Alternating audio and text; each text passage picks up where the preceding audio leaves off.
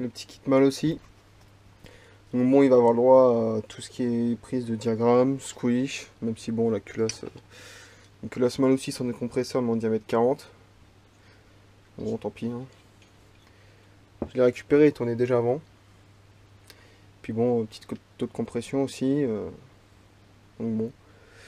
Pour le diagramme, ceux qui savent pas, moi c'est un disque imprimé.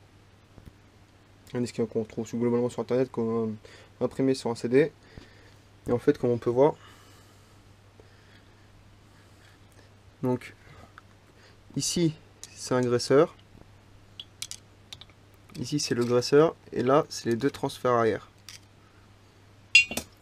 Donc là par exemple,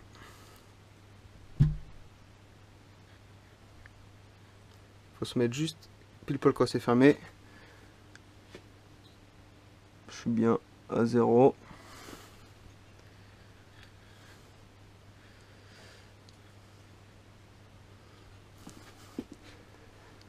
Voilà, donc là il y a juste un petit calcul à faire. Bon bah là j'ai trouvé 135 environ. Mais bon, on va refaire une prise de cote. Donc il y a un joint de 0,30 aussi. 135 ça me paraît assez haut pour un cylindre d'origine entre guillemets. Hop.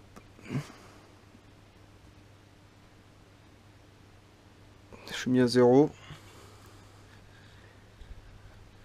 On fait une rotation avec le vilebrequin. Ouais, bon bah du coup, on a 135 à l'arrière. Ce qui paraît assez énorme quand même. Bon, du coup, on se retrouve à la fin des diagrammes. Donc bon, c'est la même chose pour les latéraux et pour l'échappement. Donc, on se retrouve là-dessus avec l'admission, on a 133. Aux latéraux, on a 135. Échappement, 183. Donc bon, on m'avait dit comme quoi ce kit tournait vachement bien. Mais franchement, je vous avoue, je suis assez choqué. Parce que là, les transferts d'origine à la base. Et bah, c'est que prometteur. C'est que prometteur. 133, c'est vachement haut quand même pour un cylindre d'origine, quand même, entre guillemets, parce qu'il n'a pas été modifié. Donc bon, à mon avis, celui-là devrait quand même bien tourner. Donc ensuite, on arrive au taux de compression. Donc pour vérifier si votre cylindre ne casse pas, s'il n'y a pas un trou dans le piston ou quoi que ce soit. Donc on arrive, ça c'est la formule. Bon, je sais j'écris mal mais bon, ça c'est la formule qu'il nous faut. Qu'est-ce qui va changer là-dedans? 3,14, on monte deux parenthèses, 3,14 en fait on arrive, c'est pi, 4,55 au carré. C'est quoi en fait? C'est le diamètre du piston, c'est un piston de 45,5. Donc du coup c'est 4,5 au carré. Ferme la parenthèse, on divise par 4, ça change pas. 3,14 et 4, ça change pas. Ensuite on multiplie par 4,18. 4,18, qu'est-ce que c'est en fait? C'est la course du vilebrequin. La course du vilebrequin actuellement, c'est un MBK 51 V10, c'est un vilebrequin d'origine masse pleine. Donc c'est une course d'origine et de 41,8. Donc du coup, ça nous donne une course de 14,8. Enfin, on calcule 14,8. Et quand on fait ce calcul, on a notre cylindre. Donc actuellement de 67,9. C'est banal, 67,9. Donc plus il y a le chiffre après, plus ça sera plus précis pour le calcul. C'est vraiment pour la précision du taux de compression. Donc bon, là on va se retrouver pour la mesure du squish et du taux de compression. Donc bon, là on va se retrouver pour la mesure du squish. Donc qu'est-ce que c'est en fait? Le squish, c'est l'espace qu'on a au bord surtout entre le piston et évidemment et la culasse. Donc on voit que ici ça va jusqu'ici. Donc en fait, faut suivant les moteurs qu'on a, par exemple le moteur de mécabois, de scout ou quoi. Généralement on a du 0,8, 0,8 mm, voire en dessous, suivant c'est des moteurs de piste ou quoi. Sur mobilette, le squish et le taux de compression, ça va pas ensemble. C'est vraiment une histoire, ça va jamais ensemble. Il faut avoir un minimum de squish. Généralement en plus là-dessus c'est un kit 70, ça chauffe pas mal, même si sur AV10 ça refroidit assez bien. Vaut mieux qu'il y ait 1 mm, comme ça on est tranquille. En plus, normalement on a un petit joint métallique, là c'est un joint pony que j'ai, donc ça le squish sera vachement gros. Faut que je vois combien j'ai de taux de compression, parce que si c'est trop gros, je pourrais pas le monter. Il va falloir que je fasse une prise de cote avec un autre joint de culasse métallique. Donc voilà, en fait, on met juste le joint de culasse, on y met la culasse et on serre tout ça au couple. Et voilà, là il n'y a plus qu'à serrer au couple et on va venir aussi avant le mesure, donc là c'est serré au couple. Mon fil d'étain faisait 2 mm, donc bon là on va venir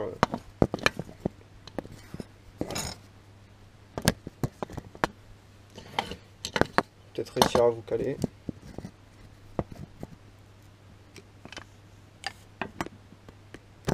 Non, bon.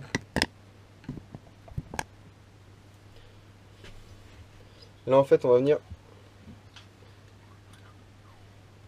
Ah. Bah c'est simple, le fil d'étain touche même pas. Donc là ça veut dire que du coup, si je démonte, on a plus de 2 mm de squish, ce qui est vachement beaucoup, ce qui fait trop en fait. Ce sera même pas la peine de mesurer le taux de compression. Je sais pas combien mesure le joint de culasse. Mais ça fait beaucoup trop. Déjà 2 mm c'est vraiment à l'ouest.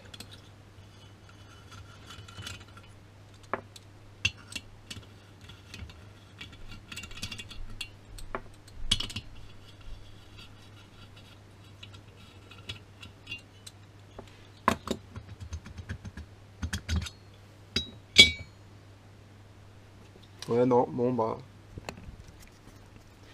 Quand on peut voir ça vient pas toucher la culasse.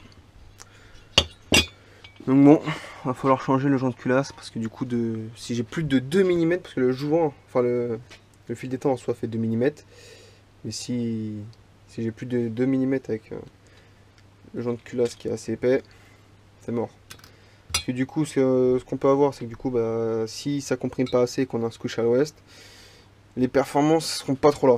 Ça sera plus du pipi de chat qu'autre chose, ça sera vraiment pas ouf. Donc bon, je vais voir pour si j'ai un joint métallique ou pas. Sinon, c'est la douille. Bon, du coup, celui-là, il mesure 1,15, un truc comme ça environ. C'est un diamètre 46. Ça, c'est un diamètre 47 pour le Harsal normalement. Donc bon, ça le fera. Et il mesure 0,60. 0,60. Donc bon, j'ai plus qu'à essayer. Bon, du coup, après mesure, on a une moyenne de 0. Enfin, de 1,6, pardon. Parce qu'on a. Ici, on a 1,63, ici 1,57. Donc bon, ça nous fait une moyenne, ça nous fait un squish de 1,6 mm. Donc bon, c'est plutôt pas mal.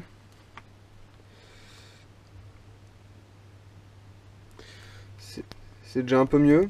Donc bon, sur mobilette, 1,6, franchement, c'est... Surtout que tout ça, c'est d'époque, hein. Il n'y a rien qui est modifié, il n'y a rien...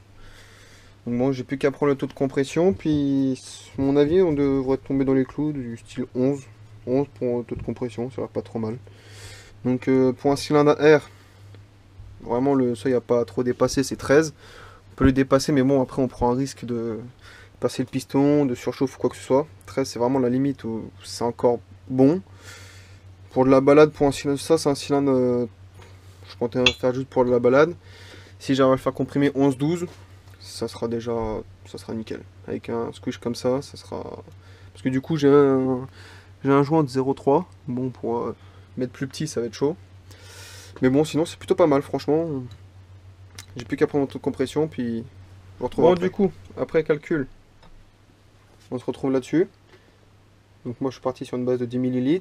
À la fin il ne me reste plus que 3,5. Donc bon, le petit calcul.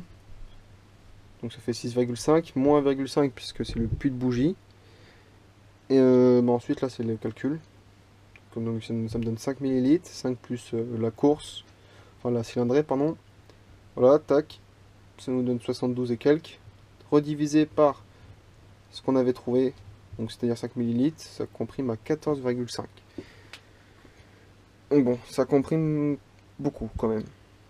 Je pense que je vais devoir monter le joint de culasse Poligny renforcé, le plus épais. Mais bon, ça me fait chier parce qu'après le squish sera totalement à l'ouest. Bon, du coup, on se retrouve. J'ai monté le joint de culasse qui fait 1,2. Contrairement à l'autre qui faisait 0,6. Donc, du coup, ça me donne un squish de 2,2 mm environ. Donc, c'est énorme. Mais du coup, je comprime à 11,8. Donc, bah, j'ai pas le choix. Sinon, faut l'envoyer à un pro, etc. Mais bon, ça roulera comme ça. Ça roulait déjà comme ça quand je l'ai acheté. Donc bon. Donc voilà, globalement, on a tout vu. Toute compression, diagramme, squish. Puis voilà.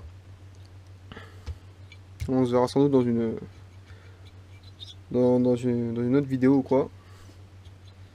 Puis voilà.